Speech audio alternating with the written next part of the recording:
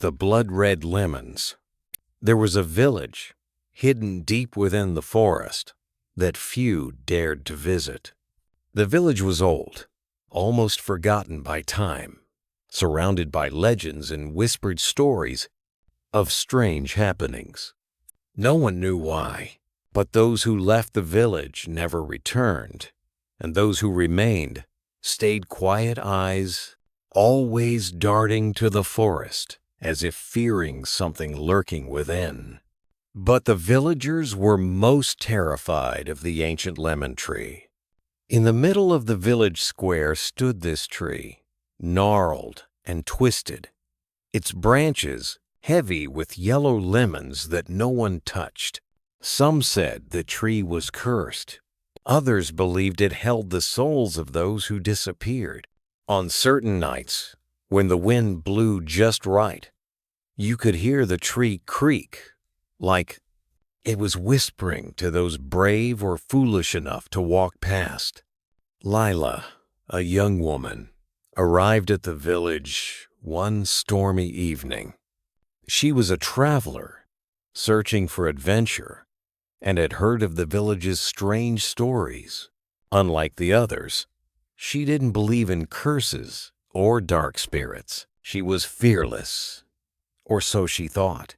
The night she arrived, the air was heavy and the sky darkened unnaturally fast. The villagers warned her about the blood moon. "Stay inside tonight," an old woman whispered, her voice shaking. "Do not go near the lemon tree. It's hungry tonight." Lila laughed it off. "It's just a tree," she thought. How dangerous could a lemon tree be? As the blood moon rose, its deep crimson light casting long shadows over the village, Lila felt an odd pull toward the village square. The tree stood there, its branches moving in the wind, but there was something wrong about the way they swayed, like they were reaching out almost alive. Against her better judgment, Lila walked closer. The lemons hanging from the branches were glowing a faint red, almost pulsing with light. She reached up, her fingers trembling with curiosity, and plucked one of the lemons. The moment her fingers touched the fruit, she felt a sharp, searing pain shoot through her hand, as if the tree itself had bitten her. Startled, she dropped the lemon. But as it hit the ground, it didn't roll like a normal fruit. Instead, it burst open, spilling thick, dark blood onto the cobblestone. Lila gasped, stepping back, her heart pounding in her chest. The blood began to spread unnaturally, moving toward her feet like it had a life of its own. She tried to back away, but the blood formed into twisted shapes, faces screaming silently, their mouths wide open in terror. Suddenly, a voice came from behind her. "You shouldn't have touched it." She spun around, but no one was there. The village square was empty, silent except for the wind, but the voice persisted, now all around her, coming from the shadows. "Why did you touch it?" Her breath quickened, fear gripping her. She ran back to the house she was staying in, slamming the door behind her. Her hand throbbed, still aching from the burn of the lemon. She looked down and saw that her palm was stained with a strange red mark, a shape like a twisted vine curling around her wrist. It pulsed as if it had a heartbeat of its own. Lila's heart pounded in her chest. She paced a small room, trying to make sense of what had just happened. The lemon, the blood, the whispers. It had to be a trick, her mind playing games. She looked out of the window, but what she saw made her blood run cold. The lemon tree had moved. Its branches were no longer in the square. They were now pressing up against the window of her room, scratching at the glass like fingernails. The lemons hung there, swaying gently, glowing with a deep, dark red. And then, from the center of the largest lemon, an eye opened, staring straight at her. Panicked, she backed away from the window, her heart pounding in her ears. But the scratching grew louder, more insistent. The branches began to push harder against the window, cracking the glass. Suddenly, she heard a low, guttural growl from the hallway outside her door. She turned toward the sound, her hands trembling, as she gripped a small kitchen knife she had found earlier. The door slowly creaked open, revealing nothing but darkness on the other side. But the growling continued, echoing from the shadows. Lila, the voice was different now, deeper, more sinister. It was coming closer. Lila stepped back, her mind racing. She needed to leave, to get out of this cursed village. But just as she turned to run, the door slammed shut with a deafening bang, and the light flickered. The shadows in the corners of the room began to shift and twist, forming long, slender figures that crept toward her, their hollow eyes staring through her soul. Desperate, she ran for the back door. But before she could reach it, she felt something cold wrap around her ankle. She looked down and screamed. A braid of hair, long and black, had slitted from under the bed and was now wrapping tightly around her leg. Pulling her down, she slashed at it with the knife, but it only seemed to tighten, dragging her closer to the shadows. The whispers returned, louder now, more urgent. "Give it back. Give it back." The room began to spin, her vision blurring as the air grew thick with the smell of decay. She could hear footsteps now, slow and deliberate, coming from behind her. She turned, her blood turning to ice. Standing in the doorway was a woman, but not a living one. Her skin was pale and stretched tightly over her bones, her eyes sunken and lifeless.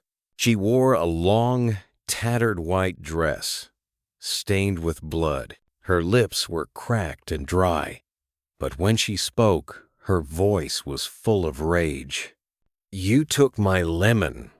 Lila tried to scream, but no sound came out.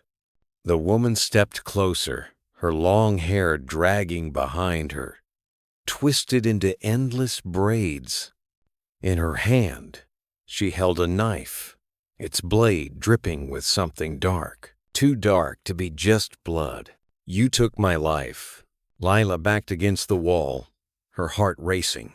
The woman's eyes were fixed on her, unblinking, unfeeling. Slowly, she raised the knife. "You will give it back." Before Lila could react, the lights went out, plunging the room into complete darkness. The only sound was the soft, rhythmic tapping of the knife against the floor, growing louder and louder as the woman moved closer and closer. Then a chilling whisper echoed through the room, barely audible but clear enough to send shivers down Lila's spine. Run! But where would she run? The tree was alive. The house was filled with shadows and whispers, and now this ghostly figure was hunting her. There was nowhere to go, nowhere to hide. Lila stood frozen, her heart racing, her back pressed against a cold wall. The darkness around her felt alive, thick with fear and dread. The only sound was the slow, deliberate tapping of the knife in the woman's hand as she moved closer and closer. "Run," the voice had whispered. But where could she go? Just as Lila took a step forward, her foot landed on something cold and wet. She looked down in the faint light from the window and her blood ran cold. The floor was covered in blood, spreading out from the place where the woman stood, as if it was flowing directly from her ghostly figure. The woman's eyes, hollow and dead, locked onto Lila's. She raised her knife slowly, the metal glinting with a sickening red light as it dripped with more of that thick, dark liquid. "You took my lemon. You took my soul," the woman hissed, her voice a mix of rage and sorrow. "Now you must pay." Lila backed away, her breathing shallow. The room seemed to close in around her, the shadows stretching longer and longer, creeping up the walls like living things. Every corner of the room was filled with darkness, and within that darkness, figures began to merge, twisted, deformed shapes, with eyes that glowed faintly in the blackness. They were the souls of those who had vanished in the village, drawn to the lemon tree, forever trapped, and now they were coming for her. Lila grabbed the knife she had earlier, gripping it tightly in her trembling hands. But what could a knife do against ghosts? Just the curse that held the village? She turned toward the door, her only escape, but the moment she reached for the handle, the door swung open on its own, revealing a long, narrow hallway, one that hadn't been there before. It was lined with mirrors, each one cracked and covered in a thick layer of dust. But as Lila stepped closer, she saw her reflection in the nearest mirror, and the sight made her gasp. It wasn't her. The face staring back at her was someone else's. Her skin was pale, her eyes wide and hollow, and her mouth twisted into a silent scream.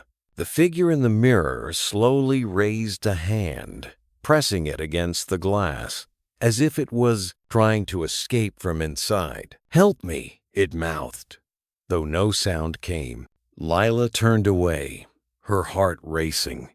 But as she did, the other mirrors began to rattle and shake. Each one was filled with a different reflection. Faces of the lost, all trapped, all begging to be freed. Their hands pounded on the glass, their mouths opening in soundless screams, their eyes pleading for salvation. But there was no salvation here. The hallway began to twist and turn, the walls closing in as Lila moved forward, her breath coming in short, sharp gasps. The mirrors lined the walls, stretching into infinity, each one showing her a different nightmare, a different version of herself, distorted and broken. Suddenly, she heard footsteps behind her, slow, deliberate, each one echoing louder than the last. She didn't dare look back, but she knew who it was. The woman with the knife.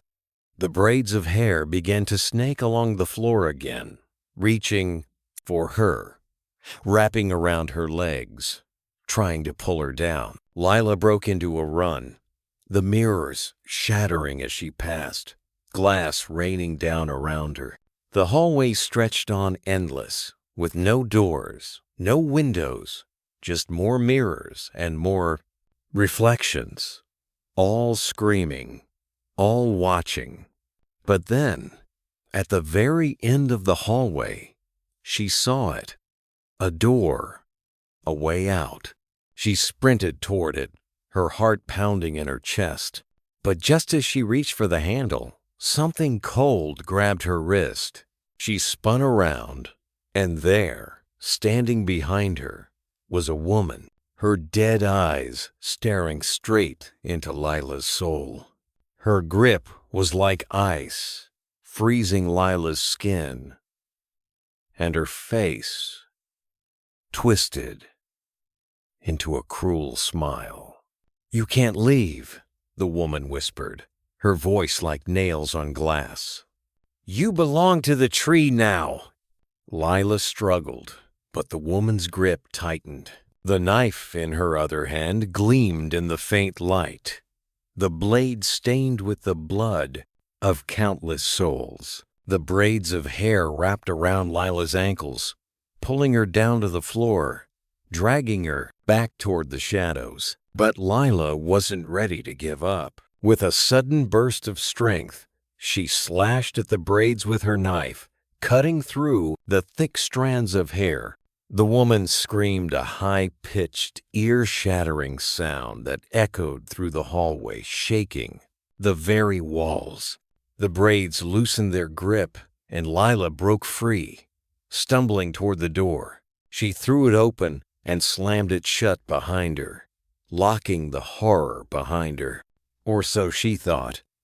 On the other side of the door was no safety, no escape. Instead, she found herself standing in the village square again. But something was different. The village was empty.